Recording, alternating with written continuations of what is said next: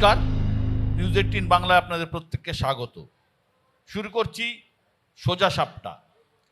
সোজা সাপটা নিয়ে আজ আমরা মালদায়, সেই মালদা এককালে যার নাম ছিল গৌড়, এখান থেকেই গোটা বাংলা তথা ভারতবর্ষ শাসন করতেন শশাঙ্ক, ইলিয়াস শাহ, হুসেন শাহরা। গৌড়ের ইতিহাস আধিপত্যের ইতিহাস। অতীতে রাজা মহারাজা, বর্তমানে শাসক বিরোধী। এককালে গনি খান চৌধুরীর জেলা বলা হতো এই মালদাকে। এখন গোটা বাংলায় শিবরাত্রি চলতে বলতে একমাত্র মালদাই রয়েছে কংগ্রেসের কাছে। 26-এর বিধানসভা ভোটে এবারে কি হবে? এসআইআর ঘিরে তৈরি হওয়া অসন্তোষ কতটা প্রভাব ফেলবে মালদার ভোট বাক্সে? এই জেলায় লোকসভার ধাক্কা সামলে তৃণমূল কি ফিরতে পারবে 21-এর ম্যাজিকে, নাকি ভোট কাটাকাটির অঙ্কে পদ্ম চাষের জমি আরও উর্বর হয়ে উঠবে?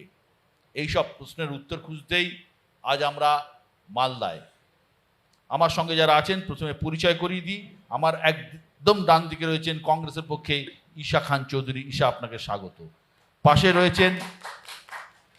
রয়েছেন বিজেপির পক্ষে অম্লান ভাদুরী। অম্লান, আপনাকেও স্বাগত। আমার একদম বাঁদিকে রয়েছেন সিপিআইএমের পক্ষে একরাম হোসেন। একরাম সাহেব, আপনাকেও স্বাগত। আমার বাঁদিকে রয়েছেন তৃণমূল কংগ্রেসের পক্ষে সাবিনা ইয়াসমিন। সাবিনা, আপনাকেও স্বাগত।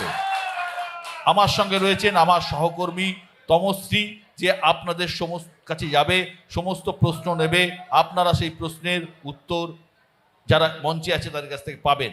আর আমার সঙ্গে রয়েছেন আপনারা, অর্থাৎ মালদার আপামর জনসাধারণ, দল মত নির্বিশেষে, যাদের কথা আমরা শুনবো, যাদের সাথে আমরা আলাপচারিতা করব।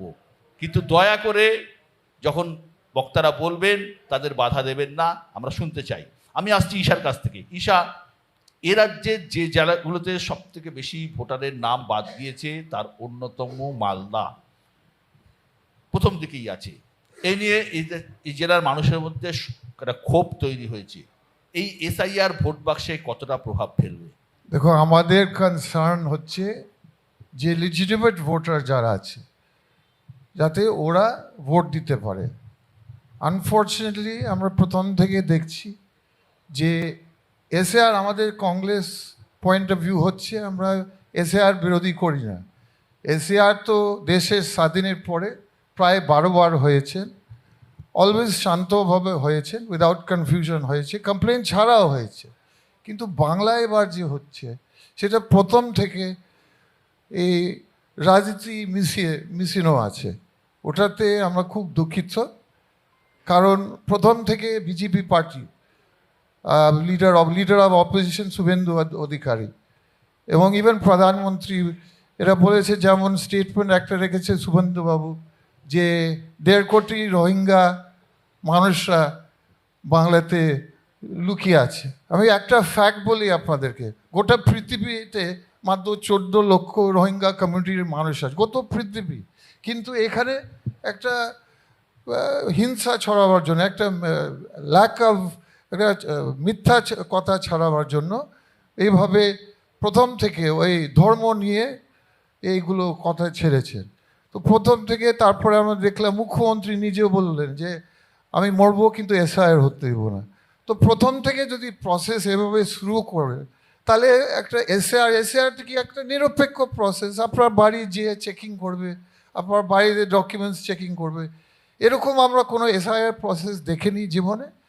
আমি বলবো আমাদের কংগ্রেস পার্টি, আমাদের PCC president stand, AICC president stand, আমরা এসআইআরকে সহযোগিতা করি। কিন্তু যে আমরা দেখছি বাংলা এখন, এই এসআইআর প্রসেস হচ্ছে একটা ফেলড প্রসেস। ঠিক, ফেলড প্রসেস। একরাম সাহেব, ফেলড প্রসেস বলছেন ঈশা খান চৌধুরী। আপনার কি মনে হয় শুরু থেকেই এসআইআর নিয়ে এই রাজনীতিটা শুরু হয়েছে? অ্যাকচুয়ালি এসআইআরটা এসআইআর নাম দিয়ে হচ্ছে ঠিক, কিন্তু এটা এনআরসি হচ্ছে। এনআরসি করতে চেয়েছিল দেশে, অনেক বাধা প্রতিবন্ধকতার কারণে করতে পারেনি। তো তো এনআরসি নামটার দিয়ে না করে এসআইআরটা করেছে। এসআইআরে এখন গ্রামের মানুষ ভীষণভাবে আতঙ্কিত। অনেকেই টাকা ট্রান্সফার করে দিচ্ছে, ভাবছে যে টাকা আর ট্রান্সফার করতে পারবো না।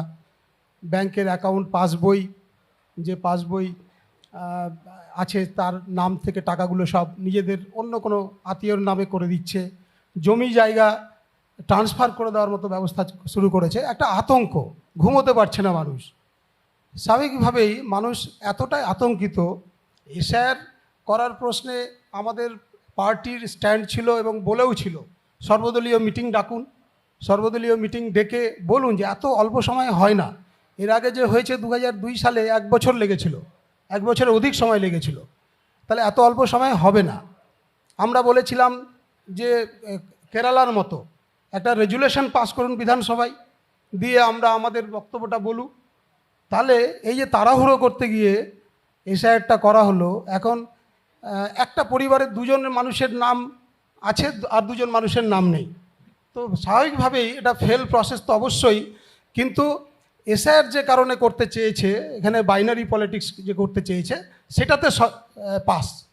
সাবিনা, আপনি আমাকে বোঝান, যে বলুন বা আপনাদের বলুন যে এসআইআর এর নাম বাদ দেওয়া যে গেছে, সেই তালিকা নিয়ে সেই লোকদের নিয়ে মালদায় যে ক্ষোভ তৈরি হয়েছে, তাকে অস্ত্র করে বিরোধীরা তো রাজ্যের আইন শৃঙ্খলাকে ইস্যু করছে। আমি প্রথমেই বলতে চাই যে ডে 1 থেকে তৃণমূল কংগ্রেস এসআইআর প্রসেসের বিরোধিতা করেছে, এসআইআর নয়, কিন্তু এসআইআর প্রসেসের বিরোধিতা করেছে। কারণ 2 মাসে এই পুরো প্রক্রিয়া সম্পন্ন করা সম্ভব নয়। এবং যখন এসআইআর প্রসেস শুরু হলো পশ্চিম বাংলার মধ্যে, আমি প্রথম বিধায়ক যে রাস্তায় নেমে নয়, প্রথম আমার ব্লকে ডেপুটেশন দিয়েছিলাম। তখন আন্দোলন শুরু হয়নি, কারণ আমি বুঝেছিলাম যে এই প্রসেসের মধ্য দিয়ে এই 2 মাসে যেভাবে এসআইআর করতে যাচ্ছে, তাতে এটা বিজেপির, আমি ফেক বলবো না, বিজেপির প্ল্যান্ড এসআইআর, বিজেপি প্ল্যান মাফিক এটা এসআইআর করছে, যে কিছু ভোট কাট করে তারা বাংলাটাকে লুট করতে চাইছে, ভোট লুট করতে চাইছে। এটাই হচ্ছে এসআইআর এর মোদ্দা কথা। আমি অম্লানের কাছে, অম্লান সরাসরি অভিযোগ তুলছেন আপনাদের দিকে মানে আপনাদের দিকে, যে আপনারা পরিকল্পনা করে বেছে বেছে মাইনরিটি ভোটারদের নাম বাদ দিচ্ছেন এবং এটা প্ল্যান্ড। এসআইআর একটা সাংবিধানিক প্রক্রিয়া, যার মাধ্যমে ভারতবর্ষের বৈধ ভোটার কারা থাকবে সেটা নিরূপণ হবে। এবং এটাতে মনে হয় আমরা যারা ভারতবর্ষের সমস্ত নাগরিক, সবারই দায়িত্ব আছে এই প্রক্রিয়াটাকে সুস্থভাবে করার জন্য।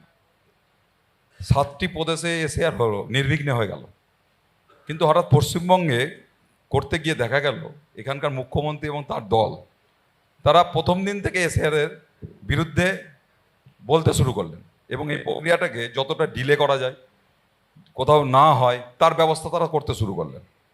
এবং দেখা গেল যে ডাটা এন্ট্রি অপারেটর যতটা প্রয়োজন সেই অনুযায়ী দেওয়া হলো না, যাদেরকে চাওয়া হলো অফিসিয়ালি সেইখানে নিজেদের লোক নবান্ন ডেপুট করে দিল।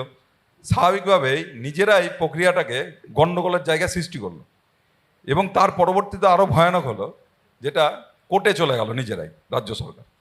এই যে যাওয়ার ফলে যেটা হলো, এখানে জাজশিপ বসে আছে।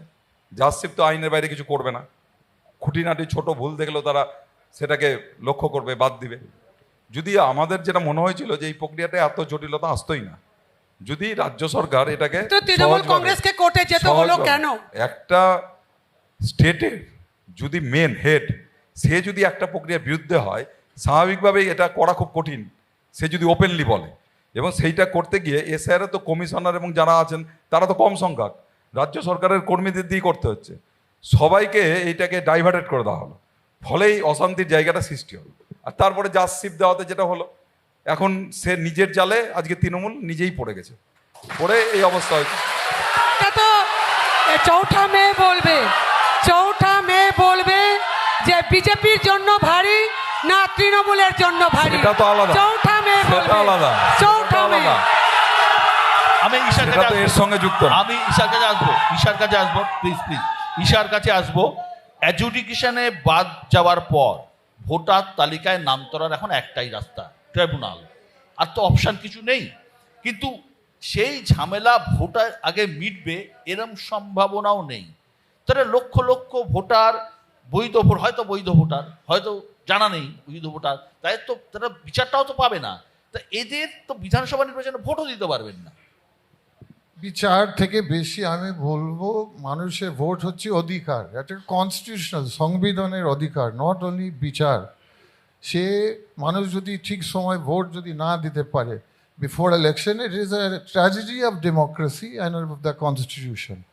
আর যে ডিবেট আপনারা শুনছেন, দেখুন সুপ্রিম কোর্ট যখন এই মামলাটা সুপ্রিম কোর্টে যায়, বিভিন্ন অ্যালিগেশন কেন্দ্র সরকার, রাজ্য সরকার আর ইসিআইয়ের মধ্যে চলে।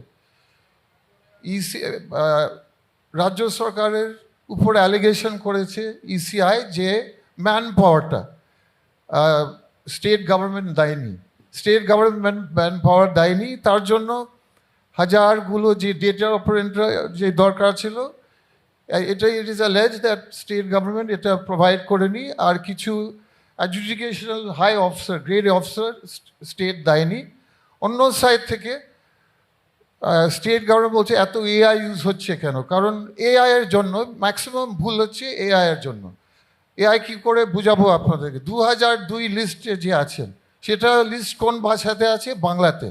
সে যখন আপনার এআই ট্রান্সলেট করবে, আপনার নাম ডাক্তার DUTTA, হয়তো সফটওয়্যারটাকে ওটাটা ট্রান্সলেশন করছে ডাক্তার DATTA, সে সফটওয়্যার Right. ভুল করছে। আমি- তো ওই সফটওয়্যারের জন্য আমার বক্তব্য হচ্ছে দুটোই সরকার আর ইসিআই, মানে সেন্ট্রাল আর স্টেটের মধ্যে লড়াই। আপনারা তো হাল্লা করছেন, কিন্তু এখানে শাস্তি পাচ্ছেন সাধারণ মানুষ। না, এখানে একদমই এই শাস্তি প্রসেস ভোটাররা নয়। শাস্তি পান। কেন পান? 99%, কেন পান? 99.9% সময়ের মধ্যে আমাদের যারা ব্লকের অফিসাররা তারা কিন্তু আপলোড করেছে। যারা মাইক্রো অবজারভাররা রোল এটা ব্যাক আপনারা করে দেখতে পাঠিয়েছে। পাবেন, এক একটা এখানে ভিডিও, আমাদের গভর্নমেন্টের ভিডিওর কোনো এক এক- ফল্ট নেই। ভিডিওর এক এক কি মাইক্রো অবস্থা হয়েছিল। অবজারভার সেন্ট্রাল গভর্নমেন্ট নিয়োগ করেছে, একরাম সাহেব, তারা রোল একরাম সাহেব, অবজারভার করে পাঠিয়েছে। এখন উপায় কি হবে? আমরা তো প্রথম থেকেই স্লোগান দিচ্ছি যে আগে ভোটার তারপরে ভোট। একটি ভোটারও যদি তার নিজের গণতান্ত্রিক যে মৌলিক অধিকার সেটা যদি প্রয়োগ করার সুযোগ থেকে বঞ্চিত হয়, সেটা গণতন্ত্রকে হত্যা করা হয়। সেই কারণে বলছি যে গণতন্ত্রকে সুপ্রতিষ্ঠিত করতে একটি ভোটারও যেন তার ভোটাধিকার থেকে বঞ্চিত না হয়। আমি অম্লানকে কাছে, অম্লান এইটা ভ্যালিড কোশ্চেন, যেটা ঈশা তুললেন। হ্যাঁ, এবং বলি এটা একদম রাজ্য সরকার এবং কেন্দ্রীয় সরকার দুজনে মিলে এটা পরিকল্পিতভাবে চক্রান্ত করে ষড়যন্ত্র করা হয়েছে। দুজনেই আছেন এর মধ্যে। একদম। আচ্ছা, ঠিক আছে। আমি অম্লান যেটা ঈশা বলছেন যে 2002 তালিকায় অনেকের নাম আছে, ম্যাপড আছে, তাদের নামও বাদ যাচ্ছে, সে প্রশ্ন তো অনেকে তুলছে। আমি তো প্রথমবারই বললাম যে একজন হেড অফ দ্য স্টেট, তার যদি ওই ভার্সন হয়, তার অফিসার এবং তার স্টাফরা যারা এই প্রক্রিয়াটা করছে গ্রাউন্ড লেভেলে, তারা তো এটাকে ডিলে করবেই, কারণ একজন বলছেন এবং সেটাকে স্যাবোটেজ করবে, এবং ফুল প্রসেসটা স্যাবোটেজ হয়েছে। স্যাবোটেজের জন্য আজকে হয়েছে। এবং আমি একটা কথা বলছি, আপনি খোঁজ নেবেন, আমার সঙ্গে যে কটা ভিডিওর কথা হয়েছে তাদেরকে বলা হয়েছে এসিআর প্রক্রিয়ার সময় তাদেরকে আরো বেশি বেশি করে অন্য কাজ দেওয়া হয়েছে, এটা যাতে তারা না করতে পারে। এটাই ফ্যাক্ট। মানে আপনি বলছেন তৃণমূল চক্রান্ত করে তৈরি করছে? একদম। একেবারে বাজে তৃণমূল কথা। চেয়েছিল আমি এসআর day one হবে না, থেকে তৃণমূল একেবারে চেয়েছিল বাজে এসআর কথা। হবে না, আমরা এইভাবেই ভোট করে নেব। হ্যাঁ, কারণ এই যে Day একটা one ক্লিয়ার, থেকে তৃণমূল কংগ্রেস ময়দানে যেমন লড়াই করেছে, তৃণমূল কংগ্রেস আইনে যেমন গিয়ে লড়াই করেছে, মমতা তৃণমূল ব্যানার্জিকে কংগ্রেস আমরা দেখেছি form fill up থেকে শুরু 2001 করে সালে, সাধারণ মানুষের মমতা পাশে ব্যানার্জিকে আমরা দাঁড়িয়েছে। দেখেছি Day one থেকে 2001 সালে, তৃণমূল কংগ্রেস পাশে দাঁড়িয়েছে। 2001 এবং সালে যেটা মমতা বলছে, ব্যানার্জিকে আমরা আমি দেখেছি দায়িত্ব সহকারে যে বলতে পারি অনুপ্রবেশকারীদের যে লিস্ট নিয়ে 99.9% পার্লামেন্টে গিয়ে সেটা ছুড়ে ফেলে দিয়েছেন। সময়ের মধ্যে আর আজকে তিনি আমাদের আবার কি ভিডিওদেরকে, মন্ত্রে আমাদের সেটাকে সাপোর্ট ভিডিওদেরকে করছেন, এটা তো আমরা pressure বুঝতে পারছি create না। করে করা তিনি হয়েছে। এসআর এর পক্ষে এবং কথা বলেছিলেন SIR এর নামে 2001 সালে, আজকে যারা আর সংখ্যালঘু আজকে এবং কোন SC, মন্ত্রে ST তিনি আবার তার যেভাবে বিরোধিতা তাদেরকে- করছেন, এটা বুঝতে পারছি না। তখন আচ্ছা। বামফ্রন্ট নাকি অনুপ্রবেশকারীদের ভোটে জিততো, আর আজকে তাহলে কি অনুপ্রবেশকারীর ভোটে তৃণমূল জিতছে? আজকে আমি প্রশ্ন করতে তার চাই, জন্য এই ডিলে। আজকে বিজেপিকে আমি প্রশ্ন করতে চাই, যে ইস্যুকে কেন্দ্র করে আজকে এসআইআর, যে অনুপ্রবেশকারী এখানে আছে, তাহলে- রোহিঙ্গা ঢুকে আছে, আমি আজকের দিনে জানতে চাই অনুপ্রবেশকারীর সংখ্যা কত, আজকে রোহিঙ্গা অনেক সংখ্যা জায়গায় কত? গ্রামের পর আজকে গ্রাম আমি জানতে চাই। এসআর ঘোষণার আমরা পর সকল অনেক ভোটার, জায়গায় গ্রাম আজকে ফাঁকা হয়ে আমরা গেছে। জানতে চাই, কলকাতার আজকে বস্তি ফাঁকা হয়ে গেছে, অনুপ্রবেশকারী নয়, মানুষকে রোহিঙ্গা পাওয়া যাচ্ছে না। নয়, মুসলিমদের তারা নাম কাট সবাই চলে করাইছিল গেছে। বিজেপির মূল আমি আমি এজেন্ডা। আমি অনেক অনেক জায়গায় জায়গায় এটা হচ্ছে। আসবো। অম্লান বলছেন অনেক গ্রাম নাকি ফাঁকা হয়ে গেছে, বহু মানুষ চলে গেছে, লক্ষ লক্ষ রোহিঙ্গা রয়েছে। এক্স্যাক্টলি কংগ্রেস কি ভাবছে, আপনি কি ভাবছেন, আপনার দল কি ভাবছে, কি মানে এই এত লোকের নাম বাদ যাওয়া ভোটে কতটা এফেক্ট ফেলবে? দেখো, এটা এখন সুপ্রিম কোর্টে হাত আছে, সুপ্রিম কোর্টে পুরা কন্ট্রোল করছে প্রসেসটাকে। তো supreme court is the last space of justice. Supreme কোর্টের উপরে আমরা বিশ্বাস রেখেছি, কিন্তু আমাদের একই বক্তব্য, আগে ভোটার তারপরে ভোট, না হলে it is not a vote, it is a vote. যে রাহুল গান্ধী বলেছেন ইট ইজ ভোট চুরি। যদি সব ভোটাররা সুযোগ না পায়, তাদের কনস্টিটিউশনাল রাইট না পায়, আর ডোজ টাকার আপনি দেখছেন এখানে একটা বাইপোলার পলিটিক্স। 2021 থেকে দুটোই পার্টি রাজনীতি ময়দানে আছে। এনআরসি আর পলিটিক্স কীরকম, বিভেদের রাজনীতি, ডিভাইড অ্যান্ড রুলের রাজনীতি, আর বিভেদ আর ভয়, ভোটারদেরকে ভয় দেখাবে। তো আমরা দেখলাম 2021 সালে যে এই দুটোই দল, একটা দল বলল যে আমরা সবাইকে বাংলাদেশ পাঠাবো, আর টিএমসির কি রিয়াকশন ছিল? টিএমসি বলল হ্যাঁ আপনাকে পাঠাবে, আপনাকে বাংলাদেশ পাঠাবে। কিন্তু এরা তো Indian born and brought up, এত কেউ সততা পাঠাবে নয়। না। এটা কংগ্রেস হচ্ছে বাইপোলার খোলা জলে মাছ পলিটিক্স। ধরবে। বিষয়টি হচ্ছে পলিটিক্স এটা কংগ্রেস একদম আমরা মানি না, একেবারেই নয়। এবং আমরা যে আমাদের কংগ্রেস ঠান্ডা ঘরে বসে বন্ধ থাকবে, বলেছে কাজ করবে তৃণমূল, আর ভোটের সময় বলবে আমাকে ভোট দাও। পলিটিক্সের চক্রান্ত, তো মানুষ কংগ্রেসের তো কোনো এটা কাজ জিজ্ঞেস নেই, করবে না, পাবলিকের সঙ্গে বিষয়টি যোগাযোগ জিজ্ঞেস নেই, করবে মানুষ। কোনো যোগাযোগ নেই, Binary পাবলিকের politics, সঙ্গে বিষয়টি কোনো একটা- যোগাযোগ নেই। বিষয়টি ভোটের থেকে একটা সময় বলা আমাকে হয়। ভোট দাও, একটা- বসে আপনার থাকো, আসবো, মানুষের পাশে সাবিনা, যাবেন। আপনার দুজনের কাছে আসবো। আপনিও কি মনে করেন বাইনারি পলিটিক্স হচ্ছে? ইয়েস, একদম 100%। কারণ আমরা বরাবর বলেছিলাম যে এসআর হোক, এসআর তো হতেই হবে। মৃত ভোটার যারা স্থানান্তরিত হয়ে গেছে তাদের ভোটার বাদ যাবে, কিন্তু যদি এই এসআরকে মধ্যে যদি পলিটিসাইজ ঢুকিয়ে দেওয়া যায়, যদি রাজনীতি ঢুকিয়ে দেওয়া যায়, তাহলে যা হওয়ার তাই হচ্ছে। সাবিনা, এবং আপনারা আপনারা বাইনারি প্রথমে এসআর যখন প্রথমে আমি আমাদের এক- মুখ্যমন্ত্রী এক বলছিলেন মিনিট, করতে দেব না, আপনারা এক মজা মিনিট বলি। দেখছিলেন। সেটা তখন হচ্ছে আপনারা যে কিছু বলেননি বিষয়টা। ধরুন এখনো তখন ঠিক না কংগ্রেস রাজনীতি- বলেছেন না সিপিএম বলেছেন। বাইনারি এখন পলিটিক্স যখন আপনারা গন্ডগোলে চলছে। নেপোই মারে দই করবেন 2000 আপনারা, সেটা আপনাদের হবে না। 2019 নেপোই মারে সাল দই থেকে- আপনাদের দিয়ে হবে না। 2019 যেটা আপনারা ভাবছেন ওইটা হবে না। 2019 সাল থেকে দুটো দল আপনারা বাইনারি 2019 পলিটিক্স করছে, সাল থেকে অভিযোগ করছেন। binary politics প্লিজ, চলছে। একদম স্যার, প্লিজ প্লিজ। 2019 দুটো দল সাল থেকে বাইনারি চলছে। করছে, অভিযোগ করছেন ঈশা খান চৌধুরী, অভিযোগ করছেন আমি ইকরাম হোসেন। একটাই বলবো, হ্যাঁ। বিষয়টি হচ্ছে উনারা যেটা বলছেন যে বৈধ ভোটার কেউ তাদের অধিকার, ভোট দিতে না পারলে ভোট হওয়া উচিত না। তবে এটাও তো ঠিক, অবৈধরা ভোটার দিয়ে বারে বারে গভর্নমেন্ট আনবে, সেটাও যাতে আটকাতে হবে। আপনি কি তাহলে কি মনে করছেন? সেটাও তো ঠিক। আর আপনার কাছে প্রশ্ন ওনারা করতে যেটা চাই। ঠিক আছে, শুনবো। হ্যাঁ, সাবিনা, সাবিনা, সাবিনা বলুন। আমি তাহলে আপনাকে প্রশ্ন করতে চাই যে এই যে 60 লাখ ভোটারকে আপনারা আন্ডার অ্যাডজুডিকেশন করে দিয়েছেন, মমতা ব্যানার্জি- এবং সুজাপুর বিধানসভায় মমতা ব্যানার্জি- 1,34,000 লোককে মমতা ব্যানার্জি আন্ডার অ্যাডজুডিকেশন 2001 করেছেন। সালে তাহলে কোন পার্লামেন্টে বেসিসে অনুপ্রবেশকারীদের লিস্ট আন্ডার নিয়ে অ্যাডজুডিকেশন করেছেন? পশ্চিমবঙ্গের তার তিনি মানে উপস্থিত আমরা হয়েছিলেন এখানকার নাগরিক এবং নই। তার কথা শুনেনি আমরা কি বলে এখানকার তিনি নাগরিক সেই নই? লিস্ট ফেলে চলে যদি এসেছিলেন। নাগরিক না এটা হয়ে মমতা থাকে, ব্যানার্জি জানেন তাহলে সবচেয়ে ভালো আপনাকে prove যে কত করতে হবে। অনুপ্রবেশকারী এখানে যদি আছে। 1 তারা লক্ষ তখন বামপন্থে ভোট 34,000 দিত, লোক এখন নাগরিক তাকে ভোট না দেয়। হয়ে থাকে, তার জন্য তাহলে তিনার চিন্তা আপনাকে ভাবনাটা প্রমাণ পাল্টে করতে হবে যে তিনি আমরা এখন নতুনভাবে বাংলাদেশি করতে যাচ্ছেন। না পাকিস্তানি আবার প্রশ্ন, না রোহিঙ্গা, আবার প্রশ্ন। সেটা প্রমাণ করতে আমি আসছি। বিজেপিকে কিন্তু আমি হবে। আসছি, ঈশার কাছে আরেকবার আসছি। বাইনারি পলিটিক্স কেন বলেছি? হ্যাঁ, শুনুন। ধরুন 2014 পর থেকে রাম মন্দিরের গল্প, আরে নেপোই মারে তারপরে দই হবে না, পাকিস্তান যুদ্ধ, বেকার। তারপরে এটা বেকার, পুলওয়ামা, আবার জিরো। 370 নেপোই মারে ধারা, দই নেই। করোনা, নোটবন্দি, জিএসটি, এনআরসি, সিএ, আর তারপরে ঠিক, এসআর। ঠিক, ঠিক।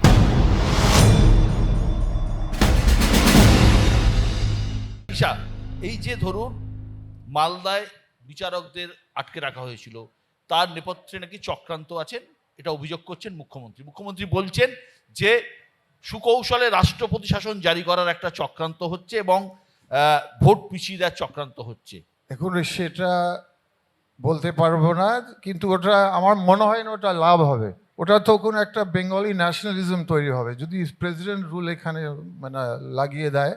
এটা বিজেপির অ্যাগেনস্ট চলে যাবে, এটা আমার মত।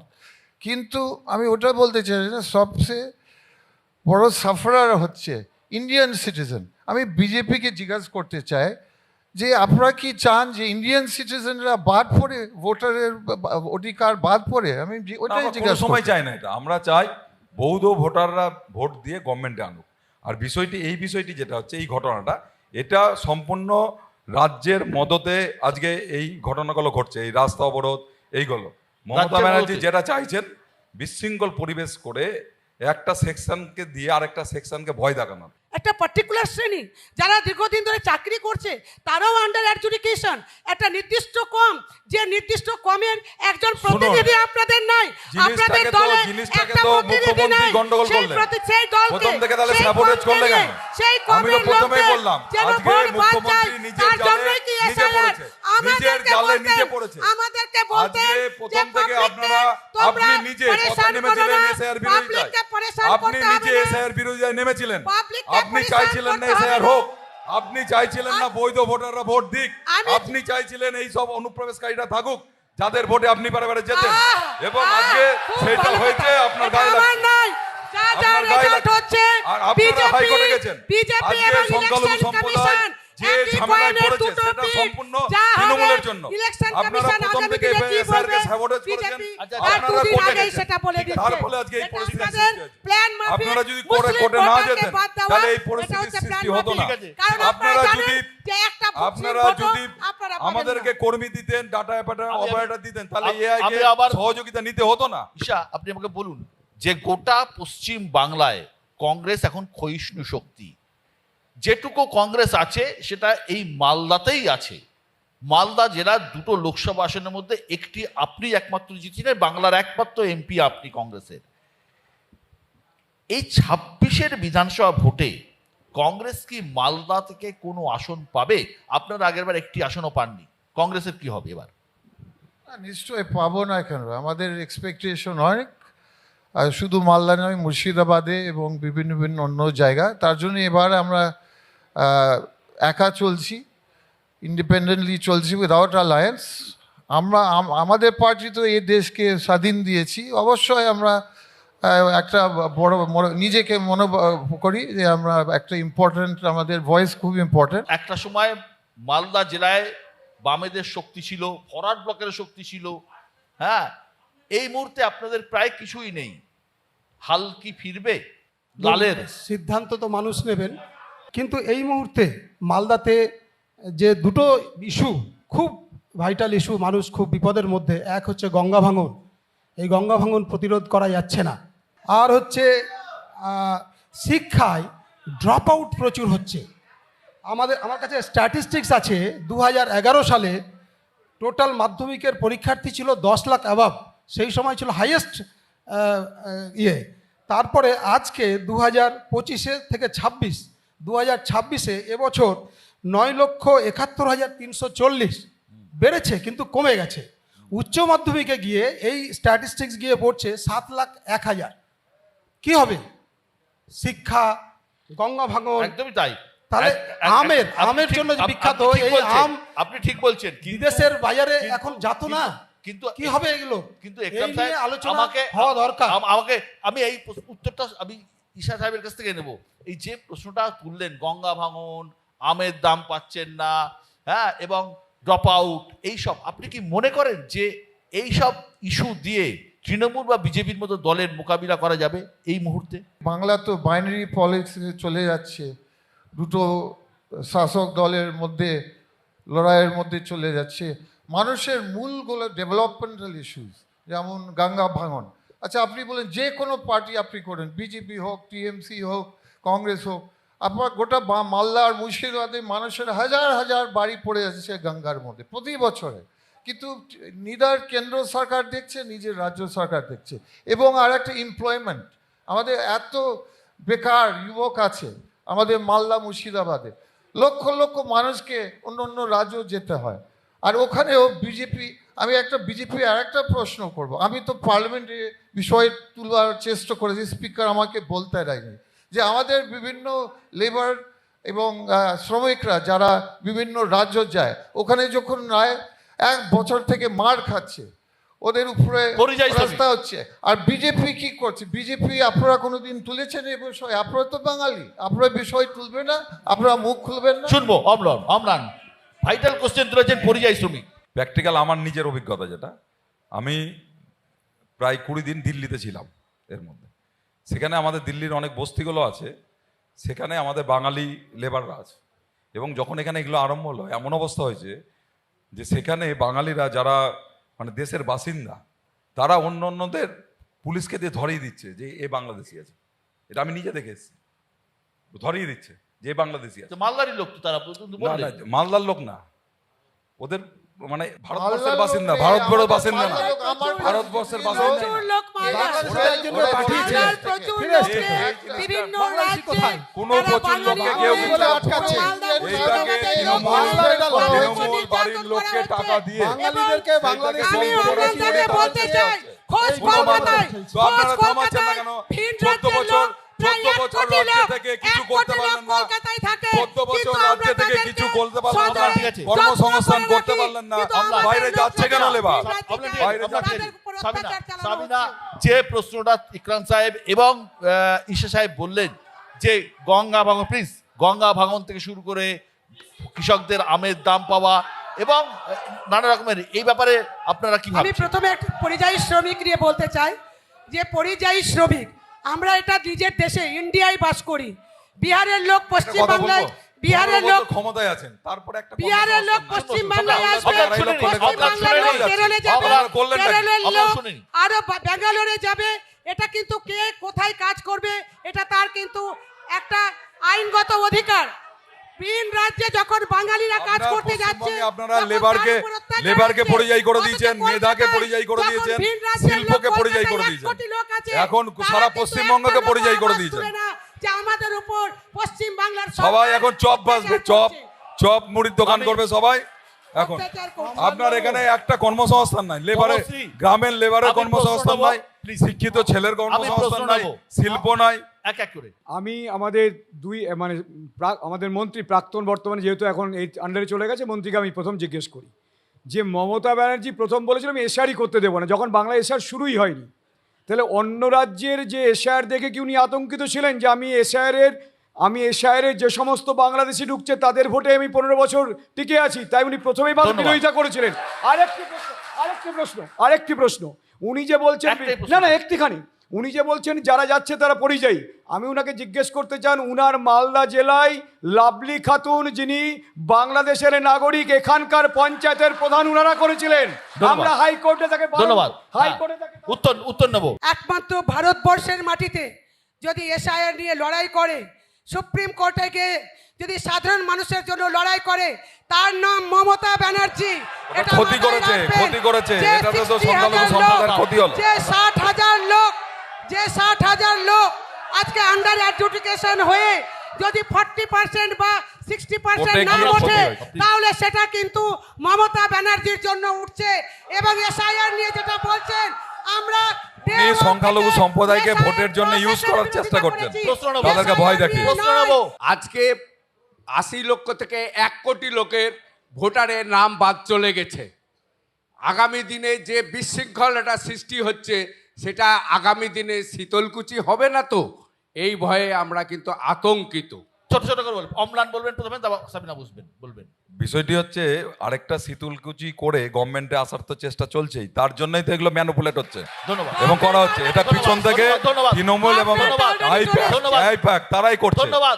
প্রথম দিন থেকে এসআর এর বিরুদ্ধে সংখ্যালঘু সম্প্রদায়কে নামতে দেখা যায়নি। ধন্যবাদ। হঠাৎ করে এখন কার উস্কানিতে হচ্ছে? ধন্যবাদ। এটা তৃণমূল আইপ্যাকের উস্কানিতে হচ্ছে। ধন্যবাদ, ধন্যবাদ। যখনই নামবে, সংখ্যালঘু সম্প্রদায়কে বিপদে ফেলার চেষ্টা আমরা করছে। শুনি। বিজেপির লোক ঢুকে সেই আন্দোলনকে আপনারা আমাদের ঘাড়ে একটা চাপিয়ে দেওয়ার বিজেপির লোক চেষ্টা কোথাও করছেন। থাকছে না। এসআইআর প্রক্রিয়া এত ভুল, তাহলে এর দায় কে নেবে? নির্বাচন কমিশনও যারা সমর্থন করছে। রাজ্য সরকার দোষ দিচ্ছে কেন্দ্র সরকার দিচ্ছে রাজ্য সরকারকে। আর একটা দোষ হচ্ছে আর্টিফিশিয়াল ইন্টেলিজেন্স উপরে, যেখানে সবাই বলছে বিরাট ভুল করেছে এআই সফটওয়্যারটা। আমার বক্তব্য খুব সোজা, এটা একটা ফান্ডামেন্টাল রাইট, একটা কনস্টিটিউশনাল রাইট টু ভোট। অম্লান ছোট করে বিষয়টি হচ্ছে এসআইআর একটা সাংবাদিক দিদিভাইকে প্রক্রিয়া। নেবে, দিদিভাইকে নেবে। এটা সমস্ত রাজ্যে হবে, 7টা রাজ্যে। বলছি ওটারই উত্তর দিচ্ছি ছোট করে প্লিজ। 7টা রাজ্যে সুন্দরভাবে হয়ে গেছে। এটা পশ্চিমবঙ্গ শুরু হয়েছে, কিন্তু এখানে যদি শাসকের প্রধান তিনি যদি এটা প্রথম দিন থেকে বিরোধিতা করেন এবং এটাকে ডিলে কারণ করতে এখানে গিয়ে মমতা ডিলে ব্যানার্জি বসে করেন আছে, এবং অন্য এটাকে জায়গায় স্যাবোটেজ করেন, বিজেপি বসে আছে, স্যাবোটেজ এখানে মমতা ব্যানার্জি স্যাবোটেজ বসে যদি আছে। করেন দিদিভাই, তার দিদিভাই, তাহলে আপনারা এসআইআর চান না? মমতার বাংলার বাঘিনী মমতা আপনারা কি ব্যানার্জি এসআইআর বসে চান না? আছে। মানুষের বৈধ আমরা ভোটার SIR ভোট দিক, চাই। বৈধ ভোটার ভোট দিক চান না? এবং নিখুঁতভাবে বৈধ ভোটার ভোট দিক চান না? আপনারা চান অনুপ্রবেশকারী দিয়ে ক্ষমতায় থাকবেন? আপনারা আপনাদের স্ট্যান্ড পরিষ্কার করুন তাহলে, যে আপনারা বৈধ ভোটারের ভোট আপনারা চান না। হয়ে গেছে। একটা প্রশ্ন করে খুব শর্ট, যে আপনারা জানেন 2013 সালে সারদাকাণ্ড হয়েছে, সবাই জানেন তো? 2000 তারপরে তদন্ত হলো, দুটো টিএমসি এমপি এবং মন্ত্রী অ্যারেস্ট হয়ে গেলে, ঠিক তো? তারপরে কি হলো? বিজেপি তদন্ত ছেড়েছে কেন? গোটা ভারতবর্ষ, আমাদের গোটা পশ্চিমবঙ্গের সাধারণ মানুষ জানে যে পশ্চিমবঙ্গের যা এখন পরিস্থিতি হচ্ছে, তৃণমূল বিজেপি কয়েনের এপিট ওপিট। আমার প্রশ্ন একটা জায়গায়, কর্মসংস্থান নিয়ে কোনো কথা নেই। যেভাবে কর্মসংস্থান নেই, বেকার যেভাবে বাড়ছে, এই নিয়ে তৃণমূল বিজেপি সরকার কোনোটাই কথা ভাবেনি। বলছে না, তাই তো? এবং আমার আরেকটা প্রশ্ন, যখনই নির্বাচন আসে তখনই কিন্তু এনআরসি আর এবার এসআইআর, এত মানুষ মারা যাচ্ছে, এদের কি হবে? এই নিয়ে সরকার কি ভেবেছিল? একসঙ্গে প্রশ্নগুলো নিয়ে একটা উত্তর নেবো। হ্যাঁ আমি একজন শিক্ষক হ্যাঁ এবং আমার নাম আন্ডার অ্যাডজুডিকেশনে ছিল। আমি 1995 সালে যখন চাকরিতে জয়েন করি, শিক্ষক সেদিন আমি প্রথম ভোট জীবনে নিতে গিয়েছিলাম। আমার নাম কিভাবে 2002-এ আমার নাম রয়েছে, ম্যাপড হয়েছে, তাহলে এখন কিভাবে সেখানে আন্ডার এডুকেশন হয়েছে? আমার ভোটাধিকার হয়েছে, আমার ভোট পেয়ে কেন্দ্রে বিজেপি সরকার রয়েছে, তাহলে তাকে আগে নেমে আসা উচিত, তারপরে ভোট করা উচিত। একদম একদম। বলুন। আমার কোশ্চিন হলো তৃণমূলের প্রাক্তন বিধায়িকা এবং মন্ত্রীর কাছে, হ্যাঁ। সাম্প্রদায়িক রাজনীতি, দাঙ্গার রাজনীতি তৃণমূল কংগ্রেস করে, হ্যাঁ কি না? অম্লান প্রথমে ঈশার প্রশ্নের উত্তর দিন, আর ঈশার প্রশ্ন হচ্ছে, ঈশার যে প্রশ্ন ছিল যে সারদা কাণ্ডে আপনাদের সাথে সেটিং রয়েছে, আপনারা কিছু করছেন না। আর ওনার প্রশ্ন ছিল উনি 95 সালে ভোট নিতে গিয়েছিলেন এবং ভোট দিয়েছেন। ছোট্ট সারদা কাণ্ডের যেটা বলবো সেটা হচ্ছে, সারদা কাণ্ডটা কোর্টের অর্ডারে এখানে সিবিআই এসেছিল, সেন্ট্রাল গভর্নমেন্ট কিন্তু সিবিআই পাঠায়নি, কোর্টের অর্ডারে এসেছিল। সিবিআই তদন্ত করে জুডিশিয়ারি প্রসেসের মধ্যে চলছে, এবং আমরা জানি জুডিশিয়ারি প্রসেসে কিছু লেন্দি হয়, টাইম লাগে। তো এটা টাইম লাগছে, এখানে তো কোনো অসুবিধা নেই। কি আছে, সমস্তটাই হয়েছে, যা আইনগত প্রসেস আছে জুডিশিয়ারি সেই অনুযায়ী চলছে। এখানে তো কিছু করার নেই। এখানে সিবিআই কি করবে? সিবিআই তার রিপোর্ট, তদন্তের যা রিপোর্ট সেটা জমা করেছে। উনি নিজে ভোটার। আমি প্রথম থেকেই তো বললাম, আরে জিনিসটা আমনিশা হচ্ছে- হয়ে গেছে বিজেপি, সিবিআই, ইডি মনে হয় 2020-তে এসে কাগজ আর পাচ্ছে না, কাগজ ছেড়ে দিয়েছে। 7 বছর কাগজ আর পায়নি, কোথায় ছিল কেন আপনার কাগজ CBI? পাবে না? মালদা জেলায় কংগ্রেসের সাংসদ শুধু আমাদের মধ্যে নেই, দর্শক আসনে রয়েছেন মালদার একটি কেন্দ্রের কংগ্রেসের প্রার্থী। হ্যাঁ, আপনার কি প্রশ্ন, কাকে প্রশ্ন? আপনি কোথায়, কোন কেন্দ্রে দাঁড়িয়েছেন? 52 মোথাবাড়ি। মোথাবাড়ি, হ্যাঁ বলুন। মানে সাবিনার পুরনো কেন্দ্র। হ্যাঁ, আমি সাবিনা ম্যাডামকেই কোশ্চেন করতে চাই। আমাদের মাননীয় মুখ্যমন্ত্রী প্রথমেই বলেছিলেন, আমি যতদিন বেঁচে থাকবো ততদিন পশ্চিমবাংলায় এসআইআর হবে না, এবং আমাদের পশ্চিমবাংলায় ওয়াকআপ নিয়ে কোনো আন্দোলন করা যাবে না। ওয়াকআপ নিয়ে আন্দোলন করতে গেলে সেটা দিল্লিতে যেয়ে করতে হবে। তাইলে আপনার দল বা আপনি কেন বাংলায় ভোট চাইছেন? ওয়াকআপ নিয়ে কংগ্রেস মালদা জেলায় এবং মুর্শিদাবাদ জেলায় তার পুরনো জমি ফিরে পাবার জন্য সাধারণ মানুষকে যেভাবে বিভ্রান্ত করছে, কারণ ওয়াকআপ নিয়ে যেটা হয়েছে, ওয়াকআপ নিয়ে যে আইন আছে 1995 সালে যে আইন হয়েছিল, তাতে সেখানে যে রেজিস্ট্রিকৃত ওয়াকআপ সম্পত্তি, তখন সেটা কিন্তু স্টেট গভর্নমেন্টের ওয়াকআপ বোর্ডের মাধ্যমে রেজিস্ট্রি ছিল। বর্তমানে সুপ্রিম কোর্টের অর্ডার অনুযায়ী সেটা বলা হয় যে পুনরায় আমাদের অ্যাপসে উন্মিদ অ্যাপসের মাধ্যমে সেটাকে আপলোড করতে হবে এবং যে 1995 সালে রেজিস্ট্রিকৃত ওয়াকফ সম্পত্তি ছিল সেটাই করা হবে। কিন্তু এরা সব নেমে গেল কংগ্রেসের, যে সব নাকি মাদ্রাসা মসজিদ সব নাকি তৃণমূল ওয়াকফে নিয়ে এলো। একটাকে প্রমাণ দিতে পারবেন?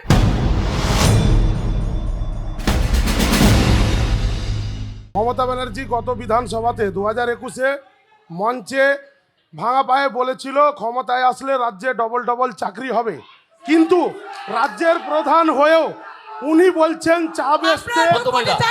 আগে প্রশ্নটা শেষ হোক, প্রশ্নটা শেষ হোক, প্রশ্ন শেষ হোক, প্রশ্ন শেষ হোক, প্রশ্ন 34 বছরে যতটা চাকরি দিতে পারেনি, 34 বছরে যতটা চাকরি দিতে, আমাকে আনসার দিতে হবে তো।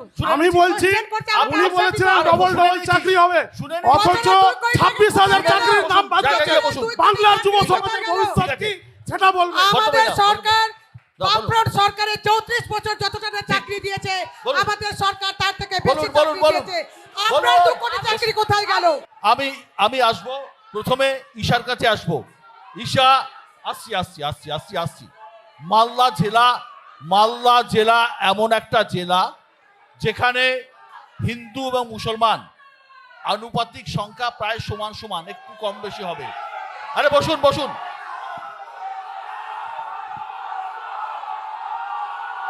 ঈশা, অনেকে বলছেন মালদায় ধর্মীয় মেরুকরণের হাওয়া বেশ জোরালো। এই মেরুকরণ কি ভোট বাক্সে প্রভাব ফেলবে? তো আমরা দেখলাম 2021 সালে এনআরসি ভোটে একদম ধর্ম নিয়ে লড়াই হলো। এনআরসি মিনস ধর্ম, হিন্দু মুসলিম কমিউনিটি ভাগ করা চেষ্টা করেছে। তার জন্য আমরা খুব ডিসঅ্যাপয়েন্টেড যে দুটোই পার্টি মানুষকে ডিভাইড অ্যান্ড রুল করেছে। তো এটা আমরা আবার সন্দেহ করছি, আবার হচ্ছে, এটা হওয়ারও উচিত না। অম্লান, এই ধর্মীয় মেরুকরণের হাওয়া ভোট বাক্সে কার সুবিধা দেবে? ধর্মীয় মেরুকরণের হাওয়ার ভোট বাক্সে কার সুবিধা দেবে? শুনুন, বিষয়টা যেটা হচ্ছে মালদা জেলায়, মালদা জেলার ভোটার মানে খুব শিক্ষিত ভোটার, এরা খুব চিন্তা করে দেয়। মালদা জেলায় যদি চিন্তা করে ভোটার না দেয়, তাহলে মালদা জেলার রেজাল্টগুলো আপনি দেখবেন, কোথাও বিজেপি এমপি জিতছে, কোথাও কংগ্রেসের জিতছে, তৃণমূল বিধানসভায় 8টা সিট পাচ্ছে। এই যে ইকুয়েশনটা, মালদার ভোটার কিন্তু খুব সতর্ক এবং এদের একটা শিক্ষিত ব্যাপার আছে। মানে যারা জিততে পারে তাদের ভোট দেবে? হ্যাঁ, যারা জিততে পারে তাদের ভোট না, যারা জিততে পারে, আপনাকে বলছি, এখানে যারা জিততে পারে, এখানে ধরুন যে বিজেপির বিরুদ্ধে এখানে কোন ভোটে কাকে ভোট দিতে হবে জানে। এখানে আমি বলছি না, এখানে 3টি দল 4টা দল যে বসে আছি, বিজেপির বিরুদ্ধে 3টা দল। এবার বিষয়টা হচ্ছে এদের মধ্যে যে জিততে পারবে তাকেই সংখ্যালঘু ভোটাররা ভোট দিবে নিজের ক্ষেত্রে। এই হচ্ছে অঙ্ক, কোথাও কংগ্রেস জিততে পারে, কোথাও তৃণমূল জিততে পারে, কোথাও আমাদেরটা শুনছি 3জনই আমাদের বিপক্ষে। বাংলায় বিজেপি আসন আছে বিধানসভায় এবং তৃণমূল কংগ্রেস সরকার গঠন করে আছে। মানুষ যখন ভোট দিতে যায় তখন সরকার কে গঠন করবে, কার হাতে দায়িত্ব দিলে সে মানুষের জন্য কাজ করবে, রাজ্যকে শান্ত রাখবে, বাংলাকে এগিয়ে নিয়ে যাবে, ডেভেলপমেন্ট হবে, সোশ্যাল সেক্টরে কাজ হবে, ইন্ডাস্ট্রিয়াল ক্ষেত্রে কাজ হবে, কর্মসংস্থান বৃদ্ধি পাবে, সেটা কিন্তু মানুষ ভাবে। এই ভাবতে গিয়ে মানুষ কিন্তু দেখছে যে পশ্চিম বাংলায় হয় বিজেপিকে ভোট দিতে হবে, নাহলে তৃণমূলকে ভোট দিতে হবে। কিন্তু যখন তৃণমূল আসছে, তৃণমূল মানুষের জন্য কাজ করেছে, তৃণমূল সরকার তাই মমতা ব্যানার্জির সাথে মানুষ আমরা আছে। বলছি, দেখেন, আমরা বরাবরই বলে আসছি যে এই মেরুকরণের রাজনীতি বেশ কিছুদিন ধরে চলে আসছে। আমি তো একটার পর একটা বলেছি সবটা, যে অনেক যখন আপনাদের সব ছিল তখন কর্মসংস্থানের কথা আপনারা ভাবলেন না, শিল্পের ভাবলেন না। হঠাৎ করে এখন আপনাদের কর্মসংস্থান, শিল্প, মানুষ, যুবর, উন্নতি সব আপনাদের মনে হচ্ছে। শেষ করে দিয়ে রাজ্যটাকে শেষ করে দিয়ে এখন হঠাৎ ভালো মানুষ বার সাজলে আসলে এরকম 4টা দল একটা জায়গাতে আমরা শেষ এখানে করে বসি। দিয়েছে। একটা কথা শুনুন, শুনুন, চেঁচামেচি করলে, ঝগড়া করলে করা যায়, কোনো অসুবিধা নেই। আমি একটা কথা বলি, এখানে মালদার সবাই ভালোর জন্য এসছি এবং এই এই এই নিউজ 18 আজকে একটা সুযোগ করে দিয়েছে আমাদের দলের নেতাদেরকে এক জায়গাতে করা, কেউ না কেউ জিতবো। কিন্তু মালদার উন্নয়নের জন্য এখানে যদি একটা ভালো পজিটিভ আলোচনা হয় আর তাহলে জেতার পরে জিতবেন ভালো না, কিছু করতে আর যেই পারবে। জিতুক। আমার কথা হচ্ছে যে বললাম গঙ্গা ভাঙনে এখন এই মুহূর্তে 50,000 পরিবার তারা এখন স্থায়ী বসবাসের কোনো জায়গা নেই। আমরা অনেক কলোনি করেছিলাম সেই সময়, কিন্তু এখন প্রায় 700 একর জায়গা, এটা আমাদের কাছ থেকে তথ্য আছে, এটা দেখে মিলিয়ে নেবেন। 700 একর জমি যেখানে বৈষ্ণবনগর, পালগাছি, জগন্নাথপুর, সুলতানগঞ্জ মৌজাতে রয়েছে। এই 700 একর জমি অব্যবহৃত এবং এটা রেল, জাতীয় সড়ক সম্প্রসারণের জন্য এবং ফারাক্কা ব্যারেজ প্রজেক্ট এরা একবার করেছিল। সেই জমিগুলো এখন কোনো কাজে লাগে না, তাদেরকে এটা দেওয়া দরকার ছিল, তাহলে এটা দিলে পরে ভালো হতো। আমি সাবিনার কাছে আসবো। সাবিনা গত তারপরে বিধানসভা ভোটে সাবিনা উনি যারা বলছেন এগুলো নিয়ে আলোচনা করা দরকার, ঠিক আলোচনা করা দরকার, ঠিক আমাদের যাওয়া উচিত একদম। আপনারা যখন ক্ষমতায় থাকলেন তখন কর্মসংস্থান নিয়ে আলোচনা হলো না। বিজেপি এবং নিয়ে আলোচনা হলো, হঠাৎ এখন ক্ষমতায় নাই, এখন ওগুলো নিয়ে আলোচনা করেননি। আমি আসছি সাবিনার কাছে। সাবিনা, গত বিধানসভা ভোটে মালদায় 12টা সিটের মধ্যে আপনারা 8টা পেয়েছিলেন, বিজেপি 4টে পেয়েছিল। আবার যদি 2024-এর লোকসভা ভোট দেখি, মালদায় 12টা সিটের মধ্যে 6টিতে বিজেপি এগিয়ে, 6টিতে কংগ্রেস এগিয়ে, তৃণমূল কংগ্রেস একটিতেও এগিয়ে নেই। বিধানসভা ভোটে এই ছবি কি বদলাবে? আপনাকে আমি বলি, মালদা এমন একটা পিকুলিয়ার জেলা, এটা কিন্তু অন্য রাজ্যের সঙ্গে, অন্য জেলার সঙ্গে তুলনা করা যাবে না। 2019-এ যখন লোকসভার ভোট হয় তখনও কিন্তু বিভিন্ন জায়গাতে, যখন আমি নিজেরই বলছিলাম, তখন আমি মোথাবাড়িতে ছিলাম, মোথাবাড়ি, সুজাপুর থেকে শুরু করে মানিকচক থেকে শুরু করে সেখানে কিন্তু কংগ্রেস সেখানে লিডে ছিল। কিন্তু 2021-এ আবার যখন বিধানসভা হলো, সেটাকে কাভার করে তারও 1.5 থেকে 2 গুণ বেশি ভোটে মমতা ব্যানার্জি কিন্তু আমরা তৃণমূল কংগ্রেস এসছি। আবার বলছি, আজকের ডেটে লিখে রাখুন, ঈশা খান চৌধুরীকে যত ভোটে লিড দিয়েছে কংগ্রেসের ঈশা খান চৌধুরীকে সাধারণ মানুষ, এই ভোটে সেটা কাভার করে আবার 1.5 গুণ ভোটে মমতা ব্যানার্জিকে আমরা লিড দিব মালদা। অম্লান, বিপুল ভোটে মালদা থেকে তৃণমূল কংগ্রেস জিতবে দাবি। গত 15 বছরে একটা জিনিস পরিষ্কার হয়ে গেছে, মালদার মানুষের কোনো কর্মসংস্থান হয়নি। লেবার শ্রেণীর মানুষ যারা, তারাও যেমন 2-2.5 লক্ষ বাইরে যেতে হচ্ছে, শিক্ষিত বেকার যুবককেও বাইরে যেতে হচ্ছে, যারা কম্পিউটার সায়েন্স পড়ছে তাদেরকেও বাইরে যেতে হচ্ছে। এবং এটা প্রুভড হয়ে গেছে যে পশ্চিমবঙ্গে 15 বছরে কোনো শিল্প হয়নি, কোনো কর্মসংস্থান হয়নি। 6 লক্ষ সরকারি পোস্ট ফাঁকা আছে, সেটাও ভরতে পারলো না। স্বাভাবিকভাবে মানুষ যে সারা ভারতবর্ষের নিরিখে কর্মসংস্থানের দিক থেকে আমাদের পশ্চিম বাংলা সব থেকে বেশি এগিয়ে আছে। আরে ওই জন্য তো পশ্চিমবঙ্গ থেকে আপনার সবাইকে বেঙ্গালুরুতে যেতে হচ্ছে, দিল্লিতে যেতে হচ্ছে, কর্ণাটকে যেতে হচ্ছে, মহারাষ্ট্রে যেতে হচ্ছে। আমি তো একটা সময় ঈশা খান চৌধুরী, একটা সময় আপনাদের পরিবার গোটা মালদা শাসন করত এবং আপনাদের একটা বিরাট প্রভাব ছিল। এই মালদায় কংগ্রেস কি এবার খাতা খুলতে পারবে? যদি ভোট সঠিক হয়, ফেয়ার হয়, যদি সব ভোটাররা ভোট দিতে পারবে, অবশ্যই 100% খুলবো কেন, ভালো করবো আমরা। মালদা এমন একটা জেলা, যে জেলা 2011-এ ক্ষমতায় আসার পরেও তৃণমূলকে বেগ দিয়েছে। এই জেলায় বাংলায় ক্ষমতা দখলের পর দীর্ঘদিন এই জেলায় তৃণমূল প্রায় ছিল না বললেই চলে, সিট পায়নি।